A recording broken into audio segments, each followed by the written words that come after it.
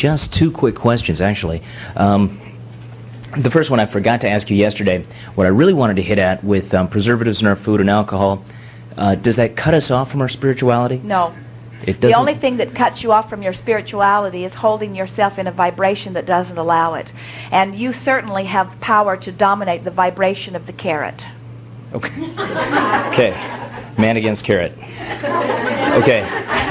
That's clear. And what I'm hoping you could also expound a little bit on, what are our ideal sleep patterns? Is there an ideal pattern for the organism that is best? Yes. And what would that be? First, we want to explain to you the benefit of sleep. It isn't about resting, because you are resting even here as you are sitting on these chairs. The benefit of sleep is that you withdraw your consciousness from this physical realm. And when you withdraw your consciousness, you withdraw any pushing against or resistance. And when there is no resistance, then your body is able to align to its higher vibration. And so slumber is more about aligning vibration than anything. So it stands to reason that one who is more connected to the non-physical energy stream would require less sleep or would want less sleep. But sometimes the opposite seems to occur, because another thing that happens is the more you acclimate to the higher vibration, the more you enjoy slumber, which is a high vibration. Catch-22. And so what we would encourage you to do, the natural rhythm of your body is, you see, when you slumber and your consciousness withdraws, even though your energies are being aligned, your body is not receiving movement, and your body really thrives with movement.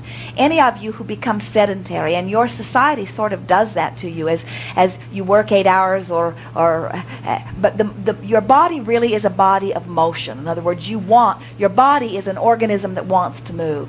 And so if we were standing in your physical shoes and we were wanting to guide ourselves to be most in harmony in terms of action with our non-physical knowing and intent, there are 3 things that we would do that most of you don't do. We would drink enormous quantities of water. So much water that in the beginning we would find ourselves uncomfortable because the elimination process would be a bit hindering. But we would drink lots and lots and lots of water. Your capacity to hold more water will grow as you consume more water. And so the elimination process would not be so uncomfortable. And every cell of your body, which is mostly water, would benefit, because the energy transmission of your body is affected. The more water you drink, the more easily the energy flows. And so there are lots of things that you could eat, but the one thing that we really encourage is more water. And we mean water minus preservatives, water minus caffeine, water without sugars. We mean water. We really do. We mean water.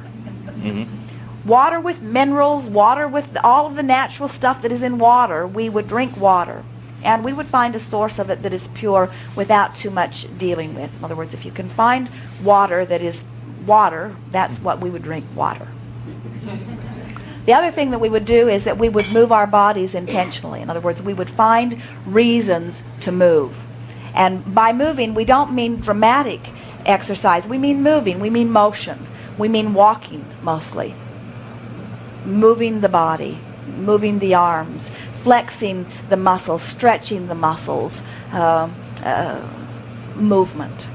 And the third thing that we would do is that we would rest when we are tired, and we would awaken when we are refreshed. In other words, we would try to follow a more natural rhythm. Now that's hard to do under the work environment that many of you live, but we would sleep shorter snatches more frequently. In other words, we'd take a little nap on the lunch hour if we could, and we'd snatch a little nap after work if we could, and we'd sleep a shorter expanse in the middle of the night. In other words, we would not sleep longer than 4 hours at any stretch, only because the body benefits so much by motion. Wow. Thank you. That's what I needed to hear. For most, that's going to be a difficult acclimation, because you've trained yourself to believe that you need 8 hours of sleep. Esther, every now and again, because they're traveling and they have an early flight, and She is doing many things before she gets ready for the flight. When she goes to bed, she will say, we only get to sleep 3 hours. And she will say to Jerry something like, sleep fast, or this is going to be a short night. And what she really means is, I'm not going to get enough sleep. And then what she discovered, and then often in that vibration, she can't go to sleep.